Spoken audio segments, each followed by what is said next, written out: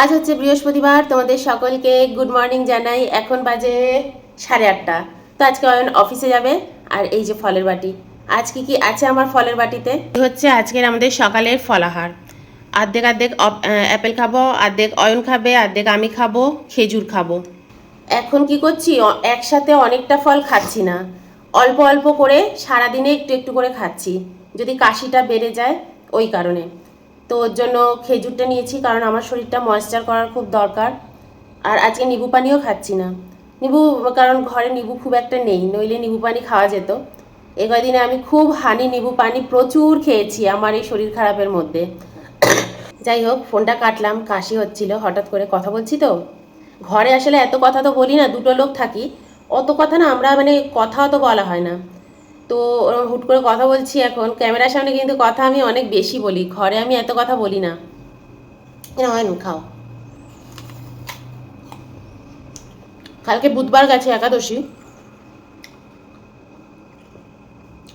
আমি জানতামই না, মানে একদমই জানি না, মাথা থেকেই বেরিয়ে গেছে। কালকে মাছের ঝোল আর ভাতও খেয়ে নিয়েছি, তারপরে তো বিকেলবেলা জানতে পেরেছি যে কালকে একাদশী ছিল। তো আমি তো একাদশীর প্রথম দিনটাই মানি, তাই ঠিক করেছি আজকের দিনে সমস্ত, যেমন একাদশীর দিন আমি যেরকম মানে মানি, সেরকম আজকের দিনটা মানবো। আমি কিন্তু আলাদা করে একাদশী মানি না, কিন্তু একাদশীর দিন আমি একটু পরিষ্কার পরিচ্ছন্ন খাওয়া দাওয়া করি। ধরো আগের দিনের ফ্রিজের কোনো লেফট ওভার খাবার রয়েছে, সেগুলো আমি খাই না।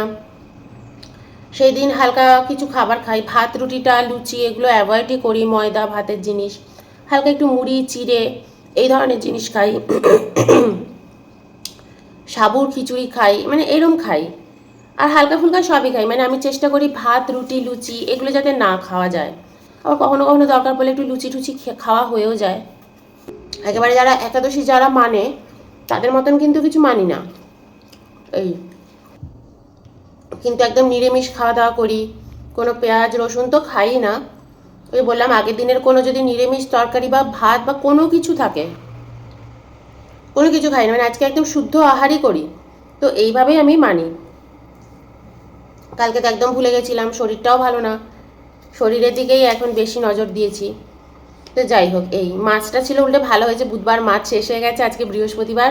আজকে পরিষ্কার ঘর দুয়ারও বেশ পরিষ্কার হয়ে গেছে। আর আজকে পুজোও আছে বৃহস্পতিবারের, ভালোই হয়েছে। আজকেই একাদশী, মানে আমি আমার মতন করে একটু পরিষ্কার পরিচ্ছন্ন খাওয়া দাওয়া করে নেবো দুজনে। অয়নেরও একটু শরীরটা খারাপ হয়েছে, তো আজকে ঠিক করেছি সকালবেলা দুজনে মিলে একটু মুড়ি খাবো। চানাচুর মুড়ি খাবো না, পিনাট বাদাম একটু ভেজে নিয়ে ঘিতে, ঘিতে না সর্ষের তেলে এমনি ভেজে নিয়ে বেশ সুন্দর বাদাম দিয়ে মুড়ি দিয়ে ভালো করে মেখে চা দিয়ে খাবো। আমাদের মোয়াও এনেছিল, মোয়াও রয়েছে, তো অয়নকে বলেছি একটা অফিসে মোয়া নিয়ে যেতে পারো। কেন দেখি মোয়া নিয়ে যাবে অফিসে, নাকি লেবু নিয়ে যাবে? একটা কমলা লেবু তাহলে নিয়ে যাও। হুম। তো এই এই আজকে করব, আর দেখি সারাদিন কিভাবে কাটাই, তোমাদের সাথে একটু একটু করে শেয়ার করব, যে কিছু করলে অবশ্যই শেয়ার করব। অয়ন বসে বসে এখন অনলাইনে গুড় অর্ডার দিচ্ছে, গুড়। আমাদের কলকাতা থেকে যে গুড়টা এনেছিলাম না, একদিন পায়েস করেছিলাম, তারপর অল্প একটু গুড়ই রয়েছে, কারণ বেশি গুড় তো আমি আনাইনি। তো ওই গুড়টা বাইরে রেখে না নষ্ট হয়ে গেছে, জানো তো, উপরে ছাদ পুরা পড়ে গেছে। আমার একটা খুব মিস্টেক হয়ে গেছে যে বাইরে রেখে দিয়েছি, ভেবেছি ঠান্ডা তো বাইরে রাখলে খারাপ হবে না, খারাপ হয়ে গেছে, কারণ ওর মধ্যে নাড়াচাড়াও পড়েছে। তো ওটা ফেলে দিতে হবে, একটুখানি রয়েছে কিন্তু ওটা ফেলে দিতে হবে, ওটা খাওয়া যাবে না। আর আরেকটা যেটা লিকুইড গুড় সেটা রয়েছে। তো এখন বসে বসে অনলাইনে দেখছে ভালো গুড় আনিয়ে একটুখানি। এবার তো পিঠে টিঠে কিছুই বানাইনি, আমরা অন্যবার একটু পাটিসাপটাটাই খেতে দুজনে খুব ভালোবাসি। তো এবার আর পাটিসাপটা খাওয়া হয়নি, কারণ বছরের মানে শুরুও হয়নি, 31 তারিখ থেকেই আমার কিছু চলছে, অয়নের কিছু চলছে, শরীরটা খারাপ, এটা ওটা সেটা, হাজার একটা এটা ওটা কাজ এসে পড়ছে, তো হয়ে ওঠেনি। তো আমি ভাবছি যে এবার খাবার, মকর সংক্রান্তিটাও দেখো চলে গেল। তোমাদের সকলকে মকর সংক্রান্তির শুভেচ্ছা জানাই, তোমরা সকলে খুব ভালো করে কাটাও। তোমরা নিশ্চয়ই খুব পিঠে, মানে পিঠে পার্বণ সব পালন করে নিয়েছো। আমার পায়েসই খাওয়া হয়েছে, পিঠে খাওয়া হয়নি। এখানে আবার পিঠে পাওয়া যাচ্ছে জানো, বাঞ্ছারামে 75 টাকা না 73 টাকা করে না এক একটা পিঠে। 73 টাকা, 75, ও 80 টাকা। এখানে বাঞ্ছারামে 80 টাকা করে এক একটা পাটিসাপটা পিঠে, ভাবতে পারছো? আমি ভাবলাম যে দুটো কিনে আনো, খাই কয়েকটা। হ্যাঁ জি, বাবা এত দাম, দরকার নেই, আমি বানিয়ে খাইয়ে দেবো। কি এমন মেশাচ্ছে যে এত দাম বলো? যাই হোক, এই আজকে শুরুটা করলাম সকালটা। তো তোমাদের আমি কিছু কথা বলতে চাই যে আমি পুরনো কিছু যে ভিডিওগুলো বানাচ্ছি, বা ধরো আজকে যে ভিডিওটা বানানো হয়ে গেছে, এগুলো কিন্তু কোনো স্ক্রিপ্ট রাইটেড আমি কিছু করি না। সকালবেলা উঠি, তোমাদের সাথে গল্প করি, মনের মধ্যে যা চলে, যা নিয়ে আমি পড়াশুনো করি, যা নিয়ে ঘাটাঘাটি করি, সেগুলো আমি তোমাদের সাথে আলোচনা করি। কোনো বই খুলে বা আগে থেকে ভেবে রেখেছি এগুলো নিয়ে তোমাদের সাথে আলোচনা করব, এরকম কোনো আলোচনা আমি তোমাদের সাথে কিন্তু করি না, ঠিক আছে? আর দ্বিতীয় কথা হচ্ছে, আমি আয়ুর্বেদ নিয়ে এই কারণে কথা বলি, কারণ আমাকে সুস্থ করেছে আয়ুর্বেদ। আর আমাদের পরিবারে, আমি তোমাদের সাথে কখনো এই নিয়ে আলোচনা করিনি, আমাদের পরিবারে আমার মাকে আমি দেখেছি ছোটবেলা থেকে ওই পাতা ছিঁড়ে ছিঁড়ে মেডিসিন খেতে। আমি এইভাবেই কথাটা বলছি কারণ আমি ওরমভাবে নাম নিতে সবসময় পারবো না চ্যানেলের মধ্যে, যেটা এই মেডিসিন, যেমন আমি আয়ুর্বেদকে বলছি আয়ুর্বেদ, তো ওটা আমি ওরমভাবে বলতে পারছি না সবসময়, তো আমি পাতা ছিঁড়ে মেডিসিনটাই আমি সবসময় এরকম করে বলি, যেটার মধ্যে কেমিক্যাল ভর্তি, ড্রাগ ভর্তি। তো ওই মেডিসিন আমি খেয়ে আমি মাকে দেখেছি, কোনোদিনও সে সুস্থ হয়নি। বছরের পর বছর, বছরের পর বছর আমার মাকে আমি শুধু ডিটোরিয়েট হতে দেখেছি। তো আমার মাকে আমি কোনোদিনও সুস্থ হতে দেখিনি। তারপর মা আমাকেও কিন্তু কোনোদিনও ওই পাতা ছিঁড়ে ট্যাবলেট কোনোদিনও আমাকে খাওয়ায়নি। হোমিওপ্যাথি, আয়ুর্বেদিক, এইগুলো, আয়ুর্বেদ তো তখন ছিল না, হোমিওপ্যাথি খেয়ে খেয়ে মোটামুটি সুস্থ দেখেছি। আর আমরা সবসময় ঘরের খাবার খেয়েছি, ছোটোবেলায় অত রোগ ভোগও মানুষের হয় না, আমাদেরও কোনোদিনও হয়নি। এই কারণ আমরা ছোটোবেলা থেকে কেক পেস্ট্রি খেয়ে বড়ও হয়নি। তারপর আমি নিজে বাইরে চলে এসেছি, নিজের মতন জীবন কাটিয়েছি।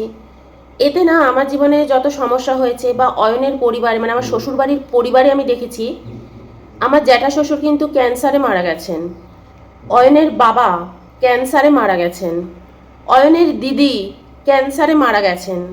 তো বুঝতে পারছো আমাদের বাড়িতে আমি এরকম এত রুগী দেখেছি, মানে এই এই ধরনের ট্রিটমেন্ট, এই ধরনের চিকিৎসা। আর আমার দিদিভাইয়ের যে শ্বশুরমশাই ছিলেন, তিনিও ক্যান্সারে মারা গেছেন, সব কোলন ক্যান্সারে বেশি মারা গেছেন। তো আমি এই জন্য এই চিকিৎসাটার এত বিরোধিতা করি। আমিও কিন্তু রাস্তা খুঁজে পাচ্ছিলাম না, কিন্তু আমি যখন লাইফস্টাইল ঠিক করি, আয়ুর্বেদের হাত ধরি, ঠিকঠাক একজন ডক্টরও কিন্তু আমি আমার জীবনে এখনও অবধি পাইনি যে ঠিকঠাক মানুষকে পথ দেখায়। সবাই হচ্ছে ডক্টরে কিন্তু খুব ভালো, নিজের জায়গায় খুব পড়াশুনো শিখে তারা কিন্তু বেশ যথেষ্ট, তারা কিন্তু সত্যিকারের সব বড় বড় ডক্টর। আমার কথা বলতে একটু জড়িয়ে যাচ্ছে বলে মাঝে মাঝে একটু কাট দিতে হচ্ছে।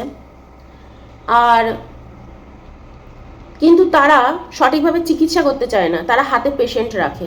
বিশেষ করে যে ধরনের ক্রনিক ডিজিজ হয় কারুর, তারা ফট করে কারোকে চিকিৎসা করতে চায় না। তো এই কারণে কি হয়, হোমিওপ্যাথি, আয়ুর্বেদে আমি সেরকমভাবে এখনও ডক্টর পাইনি যারা পুরোপুরি কিওর করতে পারে, কিন্তু এমন কিছু কিছু সাজেশন আমি লাইফে পাচ্ছি, যাতে কি হবে, তুমি লাইফস্টাইলের মাধ্যমে নিজেকে সুস্থ করে দিতে পারো। তো আমিও সেই পথটা ধরি, তোমাদের সাথে এসে আলোচনা করি, গল্প করি, কথা বলি। এতে কি হয়, অনেকে আমাকে তোমরা বলো, ওই যে ওই ভিডিওতে তুমি একটা ওষুধ বলেছিলে, ওই যে ওই ভিডিওতে তুমি একটা সুগারের রোগের ওষুধ বলেছিলে, একটা মশলা বলেছিলে, ওটা তুমি নেক্সট ভিডিওতে এসে রিপিট করো। করবো না, ওটা তোমরা যদি জানতে হয় পুরোনো ভিডিওতে গিয়ে দেখো, যদি তোমাদের সত্যি মনে হয় যেটা তোমাদের প্রয়োজন। যদি প্রয়োজন না হয়, প্রচুর মেডিসিন, প্রচুর সেটা তোমরা ইনটেক করো, কিন্তু আমাকে কখনো এসে বলবে না যে তুমি যেটা সেই বলেছিলে আমি খুব অসুস্থ, আবার তুমি সেটা রিপিট করো। আপনি যদি অসুস্থ হন, তার দায় দায়িত্ব কিন্তু আমার নয়। তো আপনি যদি অসুস্থ হন, তার জন্য কিন্তু আমি দায়ী নই। আমাকে এসে যদি আপনি এখন বলেন যে আমি আমি সর্দি কাশিতে ভুগছি, আমি খুব অসুস্থ, তোমাকে বলেছিলাম যে তুমি যেন ভিডিওতে এটা বলে দাও, তুমি বলে দিলে না আমি কত অসুস্থ। ভাবুন তো, এই কথাটা যদি আমার কারোকে বলার থাকতো, আমি এত অসুস্থ, আপনি আমাকে কিছু বলে দিচ্ছেন না, হ্যাঁ, কেউ কিছু করে দিচ্ছেন না আমার জন্য। তো এতটা টেকেন ফর গ্র্যান্টেড আমাকে প্লিজ নেবেন না। আর আমি নিজের মতো নিজের চ্যানেলে গল্প করি, কথা বলি। এখন তো আমার চ্যানেল খুব ছোট, যদি ভবিষ্যতে মানুষ আসে আমার সাথে যোগ দেয়, মানুষের উপকার হয়, তাতে আমি খুব খুশি হব।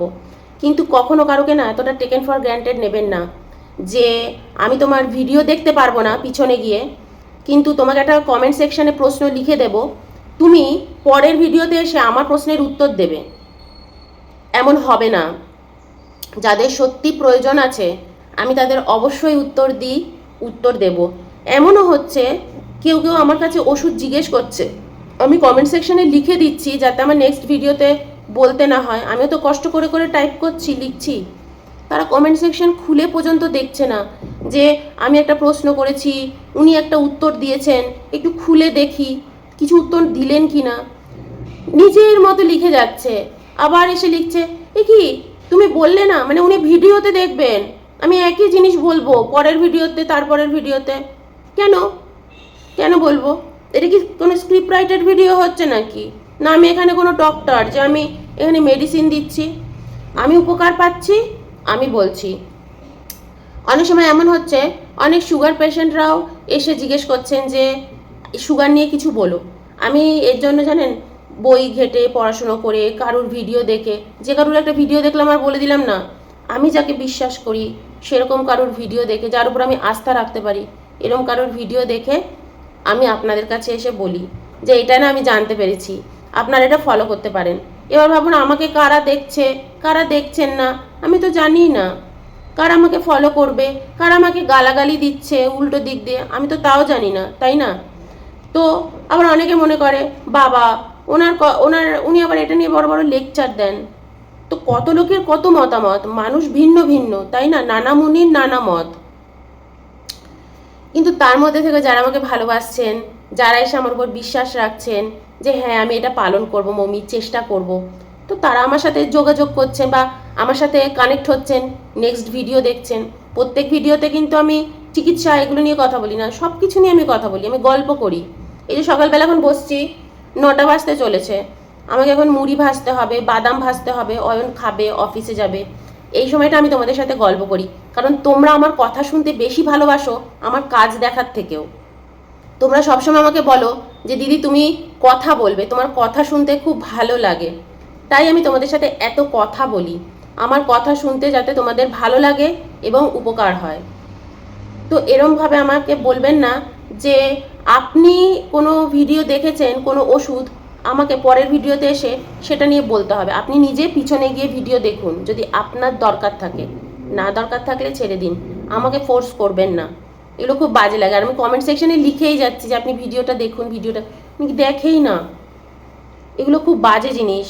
কারোকে এতটা তুচ্ছ ভাবাও উচিত না, কারোকে এতটা টেকেন ফর গ্র্যান্টেড নেওয়া উচিত না, তাই না? আপনি অসুস্থ হচ্ছেন, আপনার ওটা দরকার, আর আপনি ব্লেম দিচ্ছেন আমাকে, আমি কেন বলছি না। আমি ভাবছি এই গুড মর্নিংটা ভিডিওটাই অনেকটা বড় হয়ে গেছে, আমি এটুকুটাই রাখবো।